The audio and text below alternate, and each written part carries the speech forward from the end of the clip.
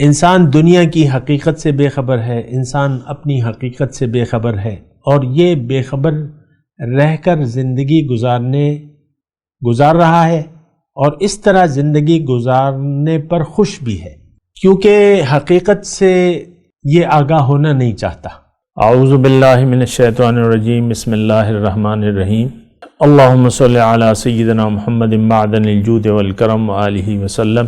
سامعین و ناظرین اکرام، السلام علیکم ورحمۃ اللہ وبرکاتہ۔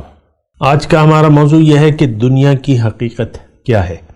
دیکھیں، دنیا کی حقیقت صرف اتنی ہے کہ انسان کو اللہ تعالیٰ ایک بہت بڑا فائدہ دینا چاہتا ہے۔ یہ بات نوٹ کر لیں، اللہ تعالیٰ انسان کا خالق کون ہے؟ ہمیں کس نے بنایا ہے؟ اللہ نے بنایا ہے۔ اب سوال یہ ہے کہ اللہ نے ہمیں کیوں بنایا ہے، دنیا میں کیوں بھجوایا ہے؟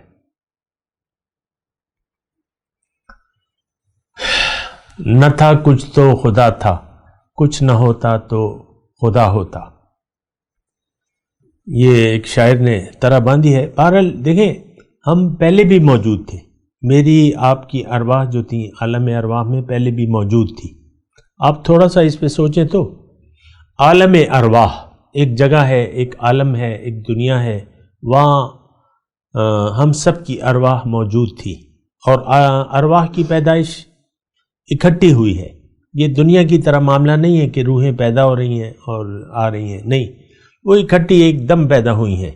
اس کی ایک الگ بحث ہے، وہ کسی وقت اور کر لیں گے، لیکن میں دنیا کی حقیقت جانوں۔ یہ دنیا اللہ تعالیٰ نے انسان کو ایک مختصر زندگی، ایک مختصر وقت، ایک موقع دیا ہے۔ اللہ تعالیٰ نے انسان کو اسی لیے دنیا بنائی ہے کہ اللہ تعالیٰ روح کو جسم دے کے، انسان بنا کے ایک موقع فراہم کرنا چاہتا ہے۔ مقصود اس کا انسان کو، یعنی روح کو، یعنی مجھے اور آپ کو ایک بہت بڑا فائدہ دینا مقصود ہے۔ اس دنیا، اس مخلوق اور اس انسان کی جو یعنی بنیاد ہے، وہ اللہ کی محبت ہے۔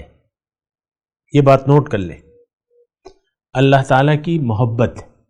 اللہ نے چاہا اور محبت سے چاہا کہ انسان کو اور روح انسانی کو ایک بہت بڑا میں مرتبہ دینا چاہتا ہوں، تو پھر اس کے لیے اللہ تعالیٰ نے کائنات بنائی، کائنات میں یہ دنیا بنائی، دنیا میں زندگی کے اسباب پیدا کیے، اور پھر اس میں انسان کو آباد کیا۔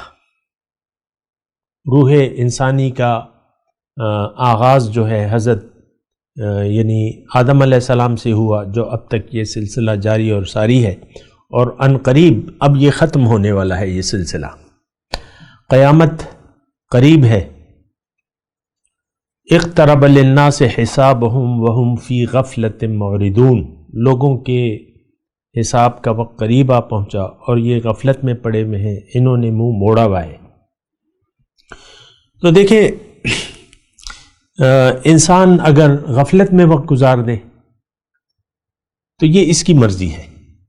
ہم لوگ غافل ہیں اور غافل رہنا چاہتے ہیں۔ کوئی انسان بیدار نہیں ہونا چاہتا، بیداری نہیں چاہتا۔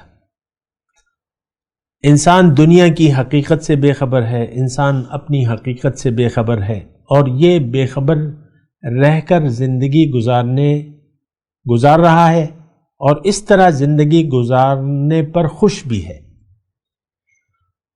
کیونکہ حقیقت سے یہ آگاہ ہونا نہیں چاہتا۔ اس کی وجہ یہ ہے کہ دنیا ہی کو اس نے حقیقت سمجھ لیا ہے، اور دنیا ہی کے پیچھے ہم لوگ دوڑ رہے ہیں۔ دنیا کو اور ظاہر کو، اپنے ظاہر کو اور دنیا کے ظاہر کو اس نے حقیقت سمجھ لیا ہے۔ آپ دیکھ لیں، آپ لوگ جب کامیابی کسی انسان کو کامیاب قرار دیتے ہیں تو کس وجہ سے قرار دیتے ہیں؟ ایک انسان یعنی کوئی پڑھ لکھ گیا، بہت 15-16 سال میں پڑھ لکھ گیا، کوئی کمپنی بنا لی، کوئی کارخانہ کھول لیا، کوئی دکان کھول لی، کوئی کاروبار، کوئی بڑی نوکری اسے ہاتھ لگ گئی، اور بس یہ پیسوں کی بارش شروع ہو گئی، اور بس اچھی شادی اور پھر بچے اور پھر مکان اور بنگلہ اور یہ وہ، تو ہم کہتے ہیں یار یہ تو بڑا کامیاب ہو گیا، بہت جلدی کامیاب ہو گیا۔ آپ اپنے ذہنیت کو تو ذرا پڑھیں نا۔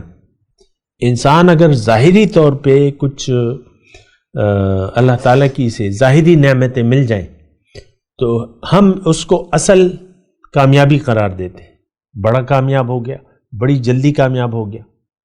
آپ کو یوٹیوبر ایسے مل جائیں گے جو آپ کو دنیا میں کامیابی کے طریقے بتائیں گے،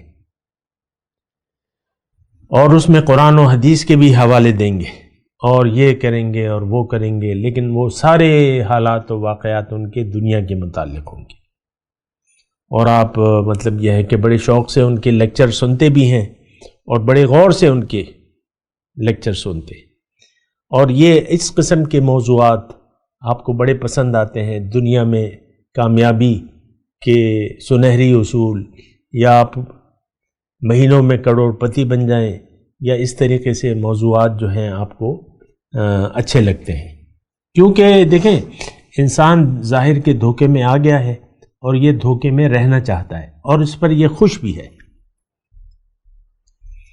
تو یہ ایک بہت بری بات ہے، اللہ تعالیٰ نے اس کو پسند نہیں فرمایا ہے، اور قرآن کی ایک آیت میں آپ کے سامنے پیش کر رہا ہوں، ان الذین لا یرجون لقاءنا وردوا بالحیات الدنیا واطمأنوا بها والذین هم عن آیاتنا غافلون اولئک مأواہم جہنم او کما قال۔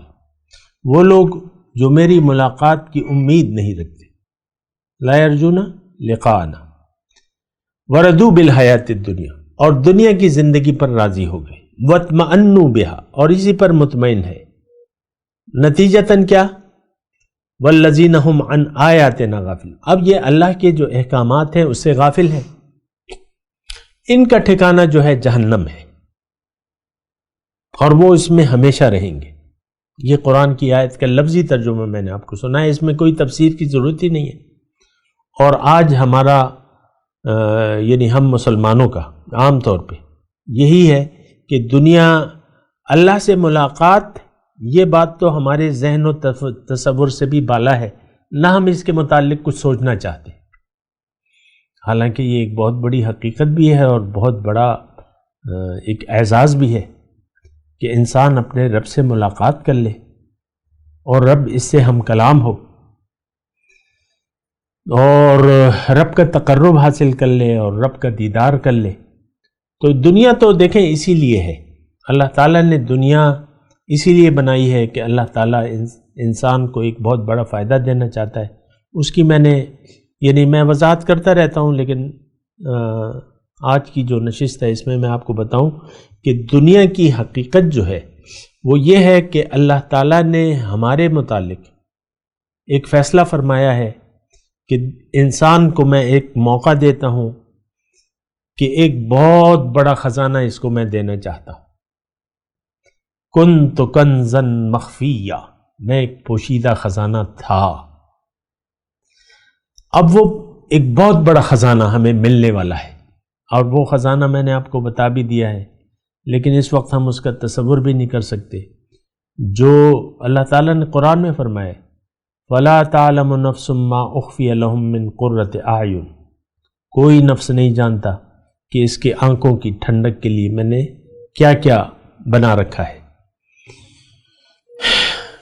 پوشیدہ ہے اس کی آنکھوں سے۔ اب ظاہر ہے کہ یہ جو حقیقت ہے وہ تو پوشیدہ ہے، اور پھر ذات باری تعالیٰ کے ملاقات کے کیا کہنے، اس کے تقرب کے کیا کہنے، اور اس کے دیدار کا تو ہم سوچ بھی نہیں سکتے اس وقت۔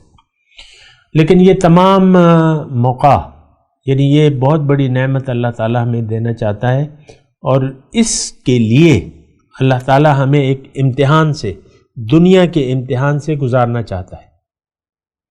دنیا کیا ہے؟ امتحان۔